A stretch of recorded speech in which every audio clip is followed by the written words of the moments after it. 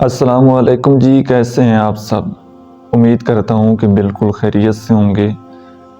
آج کا ہمارا موضوع ہے کہ بے وفا انسان کی پہچان کیسے کریں۔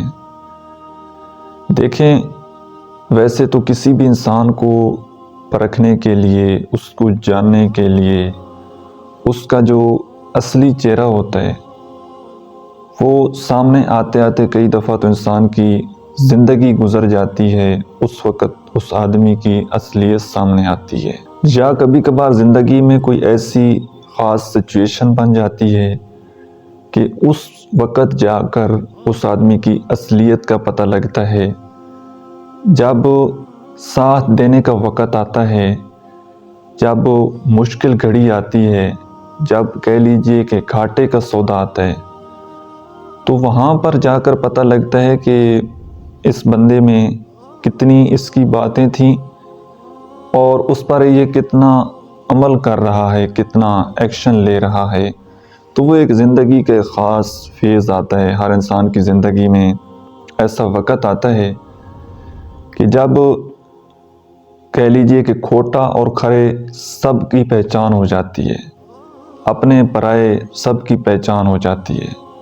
اسی لیے تو کہتے ہیں نا کہ مشکل وقت یہ اللہ تعالیٰ کی نعمت ہے کہ اس میں سے آپ کو پہچان ہو جاتی ہے کہ آپ کا اپنا کون ہے، اور جو زبانی کلامی کہتے ہیں کہ ہم آپ کے اپنے ہیں، وہ سارا سب کچھ نکھر کے آپ کے سامنے آ جاتا ہے۔ ایک چھوٹا سا اصول ہے، اگر آپ کسی بھی بندے سے دوستی کرنے جا رہے ہیں، کسی سے بزنس کی پارٹنرشپ کرنے جا رہے ہیں، کسی کو لائف پارٹنر بنانے جا رہے ہیں، ایک چھوٹا سا اصول ہے، اگر آپ اس کو اچھی طرح سمجھ لیں تو آپ کو کافی زیادہ ہیلپ ہو سکتی ہے۔ باقی 100% اس آدمی کے دل میں کیا ہے یا اس کی پرسنالٹی ٹائپ کیا ہے، یہ تو اللہ تعالیٰ ہی بہتر جانتا ہے۔ لیکن کچھ چیزیں ہیں کہ جن سے ہم اندازہ لگا سکتے ہیں کہ آیا اس شخص کے اوپر اعتبار کیا جا سکتا ہے، یہ قابل بھروسہ ہے یا نہیں۔ اس کے لیے میں آپ کو ایک چھوٹی سی سٹوری سناتا ہوں کہ جس سے آپ میری بات کو اچھی طرح سمجھ پائیں گے۔ ایک شکاری تھا، اس نے جال لگایا کبوتروں کو پکڑنے کے لیے، تو اس میں سے بہت سارے کبوتر اس جال میں پھنس گئے، اور ان کبوتروں کے ساتھ ایک تتر بھی وہاں اس جال میں پھنس گیا۔ تتر نے شکاری کو کہا کہ میں تو صرف اکیلا ہوں، اب آپ میرا گوشت بنا کر کیا کریں گے، اور بہتر یہ ہے کہ تم مجھے آزاد کر دو۔ اگر تم مجھے آزاد کر دو گے تو میں آپ کو ایک آفر دیتا ہوں۔ تو شکاری نے بولا ہے کہ کیا آفر ہے؟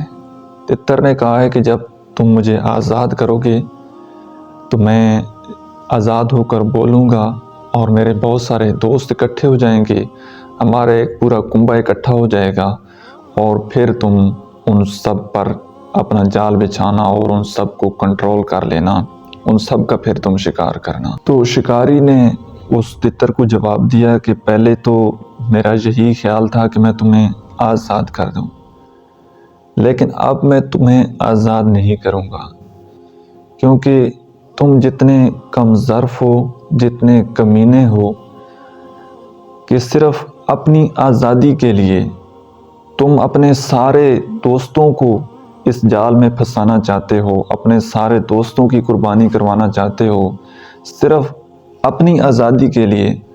آپ جیسے کم ظرف تتر کو زندہ رہنے کا کوئی حق نہیں، لہٰذا اس نے اس کی گردن اڑا دی۔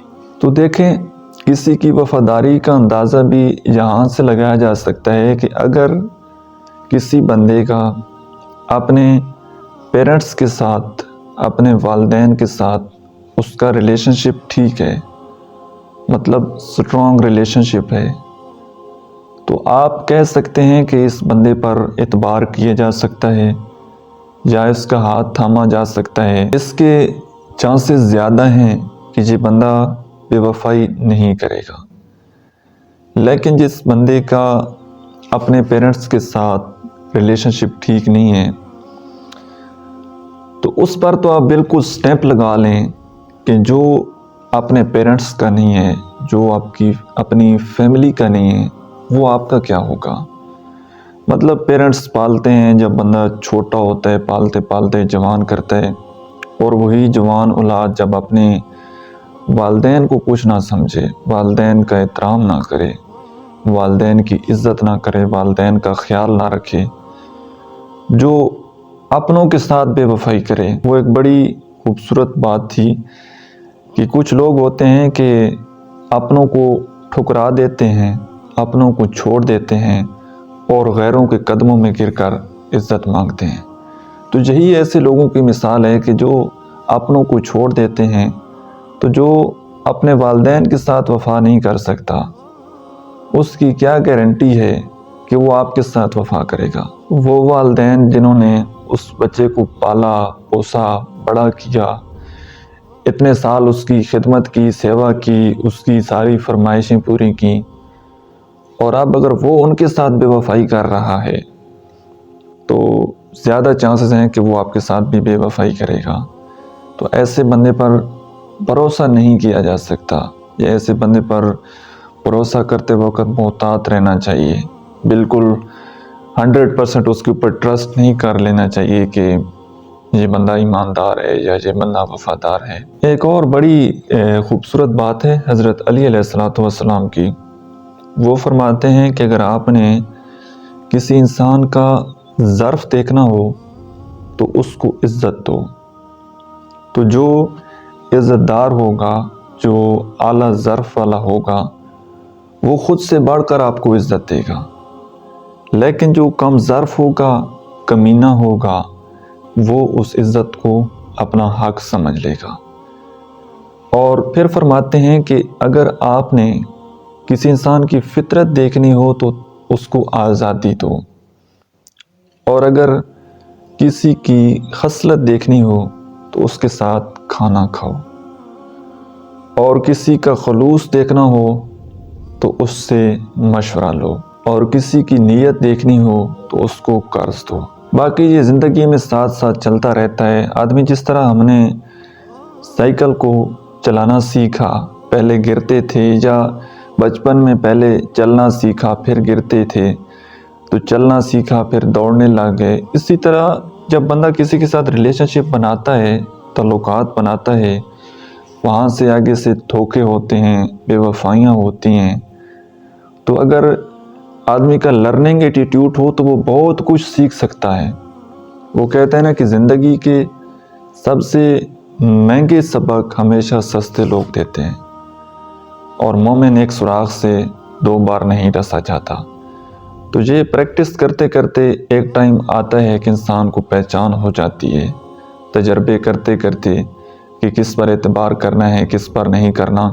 یہ برے لوگ ہمیشہ یاد رکھیے گا، جو بندہ بھی ہماری زندگی میں آتا ہے نا، وہ کوئی نہ کوئی ہمیں سبق ضرور دیتا ہے۔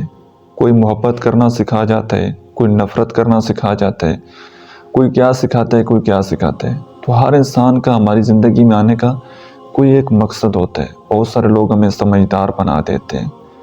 تو اگر آپ ان سارے پاسٹ کے تجربات سے سیکھیں، ان کو سامنے رکھ کر، and next step, next decision اگر آپ اپنی زندگی کا لیں، تو وہ پہلے والے ایکسپیرینس سے، پہلے والے ڈیسیجن سے اب یہ نیکسٹ والا ڈیسیجن یہ زیادہ پاورفل ہوگا، کیونکہ آپ نے اپنے پاسٹ سے کچھ نہ کچھ سیکھا ہوگا۔ تو آج کے لیے اتنا ہی۔ اگر بات سمجھ میں آئی ہے، اچھی لگی تو کمنٹ سیکشن میں ضرور بتائیے گا۔